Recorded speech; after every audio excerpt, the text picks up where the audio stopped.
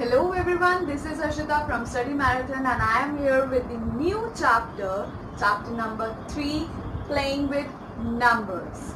So, let's start with chapter number 3. अब playing with numbers का मतलब है अब हमें क्या करना है, numbers के साथ खेलना है, ठीक है. So let's start. तो इसके अंदर अब हम क्या करेंगे, इसके अंदर हम अभी ये इंट्रोडक्टरी वीडियो है, इसके अंदर हम इसके कंसेप्ट्स और टॉपिक्स को क्लियर आउट करेंगे, ठीक है, कि हम बेसिकली इस चैप्टर के अंदर क्या सीखेंगे वो क्लियर करेंगे पहले, ठीक है. तो first topic is factors and multiples.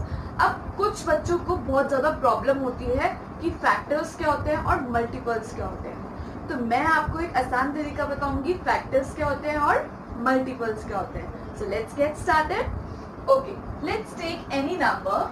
Suppose I am taking 6. Clear? 6 मैंने नंबर लिया है. 6 को मैं और कैसे लिख सकती हूँ, ठीक है, प्लस की फॉर्म में लिख सकती हूँ, ठीक है, माइनस की फॉर्म में लिख सकती हूँ. लेकिन अगर मुझे 6 को मल्टीपल की फॉर्म में, मल्टीप्लाई करके फॉर्म में लिखना हो तो मैं उसको कैसे लिखूंगी? 2 मल्टीप्लाइड बाय 3, ठीक है. 2 और 3 को मल्टीप्लाई करूंगी तो क्या नंबर आएगा मेरे पास? 6 आएगा. अब ये जो 2 है और जो ये 3 है, इसका मतलब क्या है? 2 के टेबल में भी 6 आता है और 3 के टेबल में भी 6 आता है, ठीक है. तो अब मैं क्या इसको लिख सकती हूँ कि 2 और 3 जो हैं वो आपके फैक्टर्स हैं. फैक्टर्स ऑफ किसके फैक्टर्स है? 6 के फैक्टर, ठीक है. So 2 and 3 are factors of 6. But 6 मतलब 2 के टेबल में भी 6 आता है आपका और 3 के टेबल में भी 6 आता है आपका, ठीक है. तो 6 क्या हुआ इनका?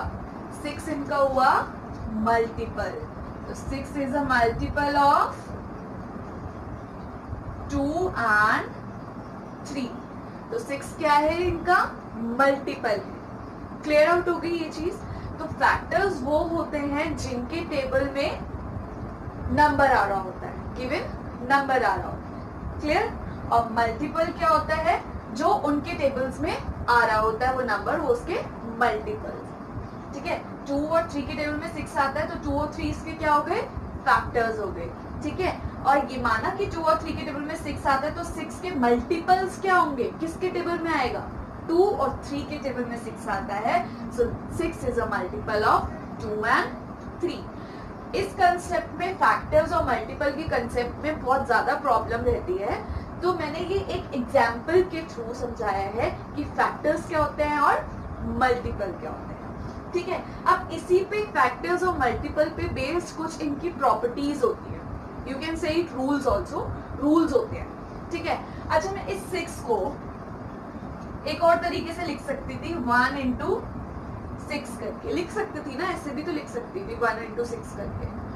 तो 1 जो 1 है, आप किसी भी नंबर का ले लो, किसी भी नंबर ले लो, 1 हमेशा हर नंबर का फैक्टर रहेगा. So our first property is 1 is a factor of every number, ठीक है.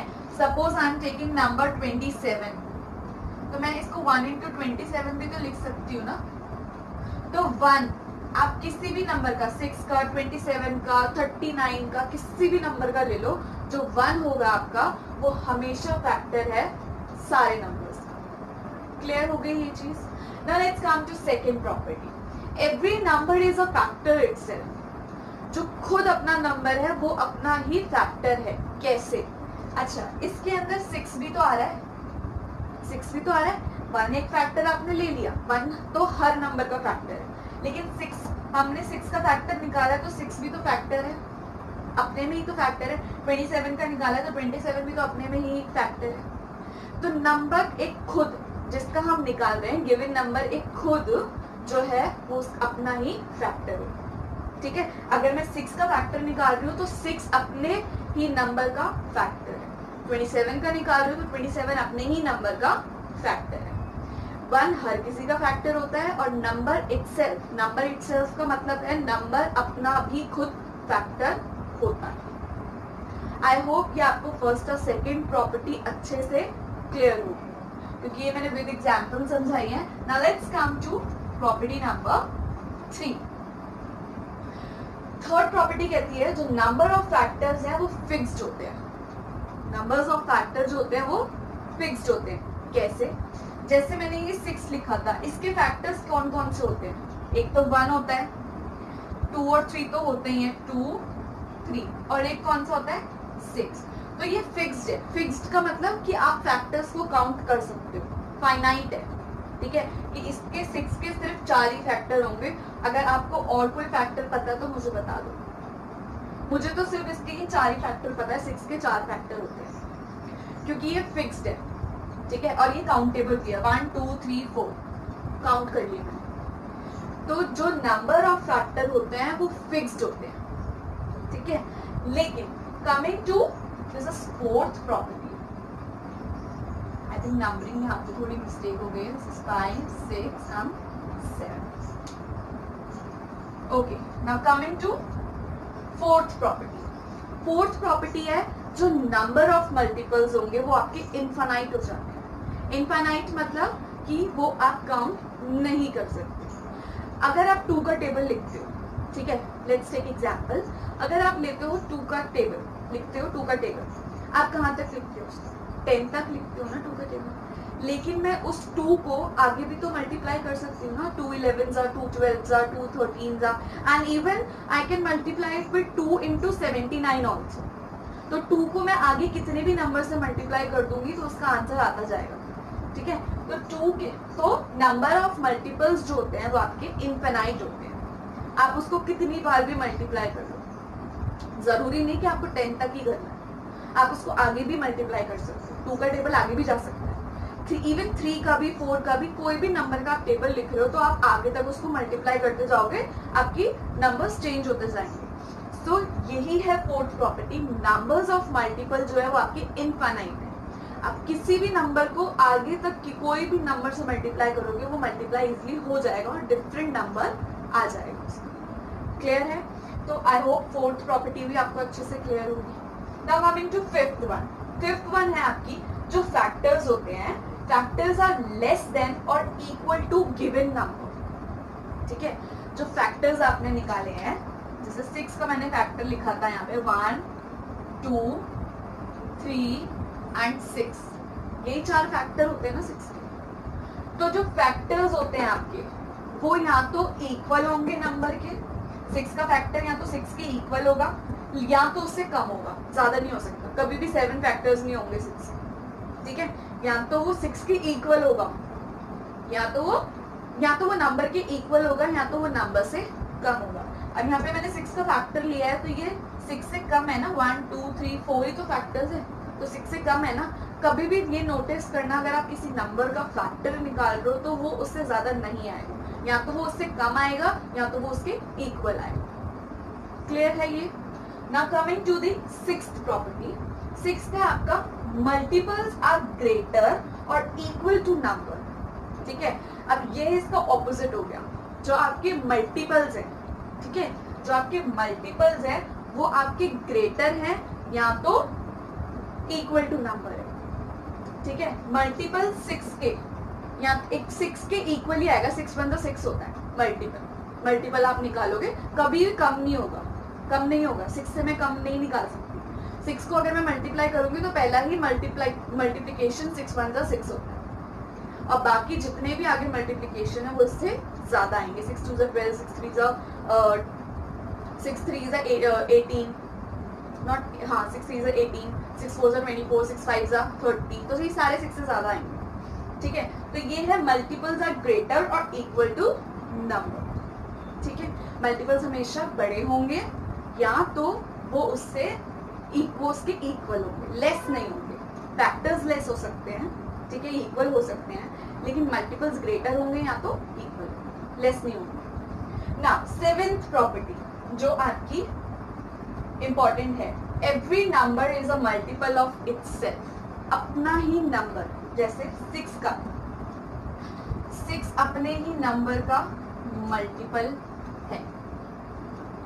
6 का मल्टीपल मैं अगर निकालूंगी तो 6 अपने ही नंबर का मल्टीपल है. तो सेवेंथ प्रॉपर्टी है every number is a multiple of itself. तो ये थी इसकी 1 2 3 4 7 प्रॉपर्टीज। आई होप आपको ये पूरी 7 प्रॉपर्टीज क्लियर होंगी एंड इवन आपको फैक्टर्स और मल्टीपल्स के बीच में डिफरेंस भी पता लग गया होगा। तो ये है हमारा first topic, factors and multiples. Now let's move on to next topic. Okay, now coming to next topic, second topic, that is prime numbers and composite numbers. Now what are prime and composite numbers? बहुत सारे बच्चों को इसमें भी बहुत ज़्यादा difficulty होती है, प्रॉब्लम होती है कि प्राइम नंबर्स और कॉम्पोजिट नंबर हम कैसे आइडेंटिफाई करें। ठीक है, उन्हें समझ ही नहीं आता कि प्राइम नंबर्स क्या होते हैं और कॉम्पोजिट नंबर्स क्या होते हैं। तो मैं आपको बता दूं, अगर आपको डेफिनेशन के थ्रू मैं बताऊंगी कि प्राइम नंबर्स क्या होते हैं, तो प्राइम नंबर्स वो होते हैं जिनके फैक्टर्स सिर्फ 2 होते हैं, एक तो नंबर खुद और एक 1। ठीक है, तो प्राइम नंबर्स क्या हो गए, जिसके सिर्फ 2 फैक्टर होते हैं, 1 और एक उसका नंबर खुद, गिवन नंबर जो है वो खुद। ना कॉम्पोजिट नंबर्स क्या होते हैं? कॉम्पोजिट नंबर्स वो नंबर्स होते हैं जिनके फैक्टर्स जो होते हैं वो 2 से ज्यादा होते हैं। ठीक है, ये तो मैंने आपको समझाया डेफिनेशन के लिए, लेकिन अगर मैं इसको इजी टर्म्स में बोलूं, प्राइम नंबर्स क्या होते हैं, प्राइम नंबर्स क्या होते हैं, तो मैं यहाँ पे लिख रही हूँ सिर्फ इसके 2 फैक्टर्स होते हैं। ठीक है, कौन कौन से? एक तो 1 खुद और एक नंबर इटसेल्फ, नंबर इटसेल्फ। ठीक है, अब मैं इसका लेती हूँ एग्जाम्पल, क्योंकि एग्जाम्पल के थ्रू आपको ज्यादा क्लियर होगा। तो मैं आपको बताती हूँ, प्राइम नंबर्स वो होते हैं जो सिर्फ अपने टेबल में आते हैं। सिर्फ ये ध्यान रखना, प्राइम नंबर्स वो होते हैं जो सिर्फ अपने टेबल में आते हैं, किसी के टेबल में नहीं आते। ठीक है, लाइक 2 सिर्फ अपने टेबल में आता है और किसी के टेबल में नहीं आता। 3 सेम अपने टेबल में आता है और किसी में नहीं आता। 5 सिमिलरली 7 11 13 17 23 और भी ऐसे बहुत सारे नंबर्स हैं जो सिर्फ अपने टेबल में आते हैं और किसी के टेबल में नहीं आते। तो ये नंबर्स को हम बोलते हैं प्राइम नंबर्स। ठीक है, ये है इसके एग्जांपल्स। और प्राइम नंबर्स के सिर्फ 2 फैक्टर्स होते हैं, ये 1 के टेबल में आते हैं सारे और ये अपने टेबल में आते हैं खुद, तो नंबर इटसेल्फ। क्लियर है, ये है prime numbers. Now coming to the composite numbers. So what are composite numbers? मैंने अभी आपको बताया था कॉम्पोजिट नंबर्स क्या होते हैं। तो कॉम्पोजिट नंबर्स आपके वो होते हैं जिनके फैक्टर्स मोर देन 2 होते हैं, more than 2 factors. So more than 2 factors. Let's understand with example. Example में जैसे 4 ले लो, 6 ले लो, 15 ले लो, और भी बहुत सारे आएंगे इसके अंदर। मतलब किसी में भी आप लेते जाओगे कोई भी नंबर, वो होते हैं कॉम्पोजिट नंबर। जिनके फैक्टर्स 2 से ज्यादा होते हैं वो होते हैं कॉम्पोजिट नंबर, और जिनके फैक्टर्स सिर्फ 2 होते हैं, 1 और एक नंबर खुद, उनको कहते हैं प्राइम नंबर। आई होप आपको इन दोनों में डिफरेंस पता लग गया होगा। ठीक है, composite numbers and prime numbers. So let's come to topic number 3। Now coming to the topic number 3। 3 है आपका कॉमन फैक्टर्स। अब कॉमन फैक्टर्स क्या होता है? ये तो नाम ही सजेस्ट कर रहा है कि जो 2 नंबर्स में आपके फैक्टर्स कॉमन होंगे आपको वो लिखने हैं। और फैक्टर्स तो मैं आपको बता ही चुकी हूँ कि फैक्टर्स क्या होते हैं। तो आपका पहला क्वेश्चन है 4 और 18। 4 और 18 के बीच में आपको फैक्टर्स, कॉमन फैक्टर्स फाइंड करने हैं। तो 4 के फैक्टर्स क्या क्या होंगे, मतलब 4 किस किस के टेबल में आएगा? सबसे पहले तो 1 तो हर किसी का फैक्टर होता है, हर किसी में आप 1 लिख दो। ठीक है, दूसरा 4 और किसके टेबल में आता है? लाइन वाइज चलेंगे, 1 के टेबल में आता है, देन 2 के टेबल में आता है, 3 में नहीं आता, and 4। So 1, 2 and 4 are factors of 4। Clear है? Now come to the 18th one। 18 के फैक्टर्स क्या क्या होते हैं? पहला 1, फिर 2 के टेबल में आता है 18, यस आता है 2 के टेबल में 18। नेक्स्ट 3 के टेबल में भी आता है, सो 3। 4 में आता है नहीं, 5 में आता है नहीं, 6 में आता है, 7 में नो, 8 में नो, देन 9 में आता है। ठीक है, एंड आफ्टर 9 बाकी किसी में नहीं आता, 10, 11, 12, 13 सीधा 18 में आता है। अच्छा मैं इसका एक और तरीका बताऊं, आप सीधे से ऐसे भी कर सकते थे, 1 18 जा 18, 2 9 जा 18, 3 6 जा 18, जहाँ पे क्रॉस हो जाए आप उसके फैक्टर्स हटा दो, ठीक है, दोबारा नहीं आप लिख सकते। जैसे 1 18 जा 18, 2 9 जा 18, 3 6 जा 18, अब तो नेक्स्ट 3 जा 18 ही होगा, तो इसके फैक्टर्स कौन कौन से हो गए, 1 2 3 6 9 18। अब क्वेश्चन है आपका, टॉपिक है आपका कॉमन फैक्टर्स, आपको क्या निकालना है, common factors. I can write CF, common मतलब एक तो 1 है इसमें भी 1 है, इसमें 2 है, इसमें भी 2, और कुछ कॉमन है नहीं, तो इसके फैक्टर्स क्या क्या हो गए, कॉमन फैक्टर्स 1 and 2। क्लियर है ये आपको? तो ये तो है 4 और 18 का। So let's take another example to make it more clear. 4 and 15 ले लो, तो 4 के फैक्टर्स 1 4 and 2, ये 3 फैक्टर्स होते हैं। 15 के अगर मैं लूं तो 1 15 जा 15, और 15 किसके टेबल में आता है, 3 के टेबल में आता है, 3 5 जा 15, देन और किसी में नहीं आता, 6 7 8 9 10 11 नो, तो इसके फैक्टर्स क्या है, 1 3 5 and 15। बट क्वेश्चन है आपका कॉमन फैक्टर्स निकालने आपको, CF कॉमन क्या है इसके, 1 कॉमन है क्योंकि 1 तो हर किसी में आएगा, हर किसी नंबर का फैक्टर होता है वो, एंड दूसरा और कोई नंबर इसका और कोई फैक्टर इसका कॉमन नहीं है, तो इसके कॉमन फैक्टर क्या है, 1।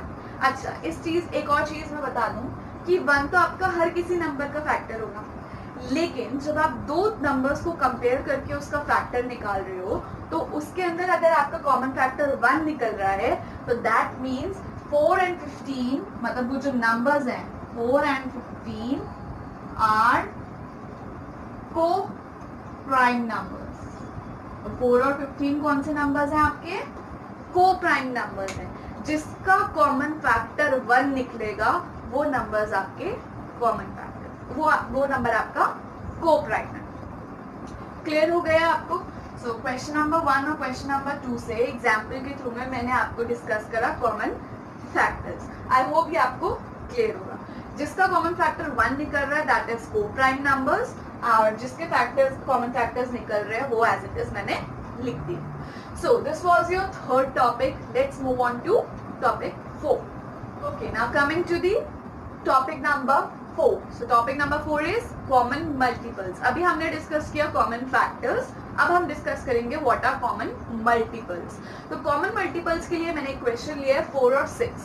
तो पहले मैं multiples लिख लूंगी 4 की, तो 4 1 जा 4, 4 2 जा 8, 4 3 जा 12, 4 4 जा 16, then 4 5 जा 20, then 4 6 जा 24, then you will continue same. Now let's write multiple of 6. 6 के लिखूंगी 6 1 जा 6, 6 2 जा 12, then 6 3 जा 18, then 6 4 जा 24, 6 5 जा 30, 6 6 जा 36. तो ये है आपके आगे। और यू कैन राइट, आप लिख सकते हो तो आप आगे तक लिख लो, 10 तक लिख लो, नो प्रॉब्लम। बट मैंने इसलिए यहाँ तक लिखा है क्योंकि मुझे सिर्फ ये एक्सप्लेन करना है। अब मुझे लिखने हैं कॉमन मल्टीपल्स। मैंने 4 का भी मल्टीपल लिख लिया है, 6 का भी मल्टीपल लिख लिया है। अब मैं क्या करूंगी, मल्टीपल लिखने के बाद मैं इसका निकालूंगी कॉमन। कॉमन कैसे, 4 और 6 में जो आपके मल्टीपल्स कॉमन है आप वो सर्कल कर दो। पहला मल्टीपल कौन सा कॉमन है, 4 है दोनों में, नहीं, 8 नहीं, 12 यस 12 है, इसमें भी 12 है, इसमें भी 12 है, तो पहला कॉमन मल्टीपल तो आपका 12 हो गया। नेक्स्ट 16 नहीं है, 20 नहीं है, 24 आपका दूसरा कॉमन मल्टीपल हो गया। अगर मैं ऐसे ही नोटिस करूं, अगर मुझे टेबल आता है जैसे 4 के टेबल में 36 भी आता है और इस 6 के टेबल में भी 36 है, तो नेक्स्ट कॉमन मल्टीपल इज 36। ऐसे आगे और निकाल सकते हो, ठीक है। बट आपसे जितने पूछे जाएंगे, कभी कभी क्वेश्चन में ये लिखा जाता है कि आपको सिर्फ 2 कॉमन मल्टीपल्स लिखने हैं, 3 कॉमन मल्टीपल्स लिखने हैं या 5 कॉमन मल्टीपल्स लिखने हैं, इससे ज्यादा ऊपर वो लोग नहीं देते, नंबरिंग में देते हैं, क्योंकि मल्टीपल्स तो इनफाइनाइट होते हैं, ठीक है। तो ये है आपके कॉमन मल्टीपल्स। सो आप ऐसे कॉमन मल्टीपल्स फाइंड कर सकते हो. Now let's move on to topic number 5. Now let's move on to the topic 5, that is prime factorization. Now what is prime factorization? आपके दिमाग में एक क्वेश्चन होगा, माइंड में एक क्वेश्चन होगा, व्हाट इज प्राइम फैक्टराइजेशन. तो मैं बता दूं कि प्राइम फैक्टराइजेशन वो होता है जब आप नंबर्स को ब्रेक कर देते हो उनके प्राइम फैक्टर्स में. So let's understand with an example. Okay, suppose I am taking 90. Suppose my example is 90. ठीक है, मैं आपको भी प्राइम फैक्टराइजेशन जो है वो मैं फैक्टर ट्री से समझाऊंगी. तो 90 को मैं अगर ब्रेक डाउन करूंगी तो ये 2 में डिवाइड हो जाएगा. 9 और 10 फैक्टर्स हैं 90 के, बट ये इसके प्राइम फैक्टर्स नहीं है. प्राइम फैक्टर्स के लिए मुझे अभी और ब्रेक करना पड़ेगा नंबर्स को. तो अभी ये और ब्रेक हो सकते हैं, जैसे ये 10 आपके अभी 2 में और ब्रेक हो सकता है. तो 10 5 आ जाएगा ये, और दूसरा 2 आ जाएगा. क्लियर है आपको ये? नेक्स्ट 9 भी आपका अभी डिवाइड हो सकता है. 9 के भी फैक्टर्स होते हैं. तो 9 को अगर मैं डिवाइड करूंगी तो ये किस में डिवाइड होगा? 3 3 9. तो अब ये और ज्यादा ब्रेक नहीं हो सकते, अब इसके और फैक्टर्स नहीं निकल सकते.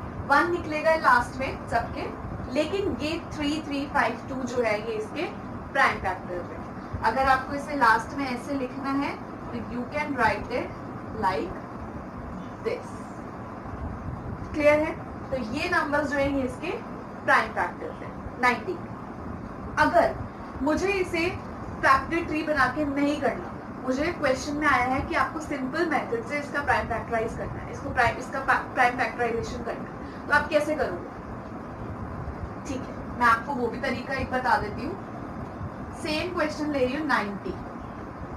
ठीक है, अच्छा, मैं इसको जो मैं इसके फैक्टर्स देखूंगी, मैं सबसे छोटे नंबर से स्टार्ट करूंगी. तो पहला मैं स्टार्ट करूंगी 2 से. 2 45 90.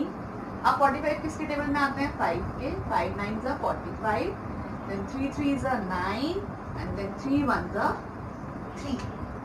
तो अब आप देखोगे इसके जो प्राइम फैक्टर्स हैं वो सेम है, चाहे आप प्राइम फैक्टर ट्री से निकाल लो, चाहे आप सिंपल मेथड से निकाल लो. ठीक है, तो इसके प्राइम फैक्टराइजेशन आप इसके लास्ट में सेम लिख सकते हो, 2 into 5 into 3 into 3. So this is your answer. 90 का प्राइम फैक्टराइजेशन ऐसे निकले.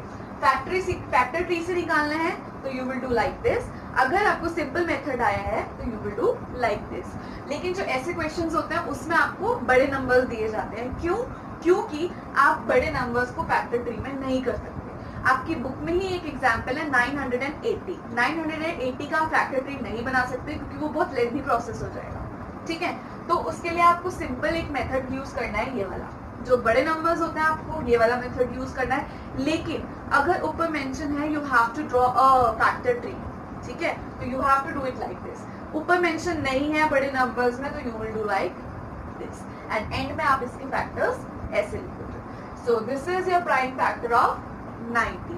आई होप कि आपको प्राइम फैक्टराइजेशन अब क्लियर होगा. So let's move on to next topic. So coming to the next topic, that is HCF. Now what is HCF? HCF means highest common factor. Common factor मैंने आपको बताया था कि 2 numbers के factors लिखने होते हैं और आपको कॉमन निकालना होता है. बट इसमें है आपका एक वर्ड और जुड़ गया जो है हाईएस्ट. अब आपको निकालना है हाईएस्ट कॉमन फैक्टर.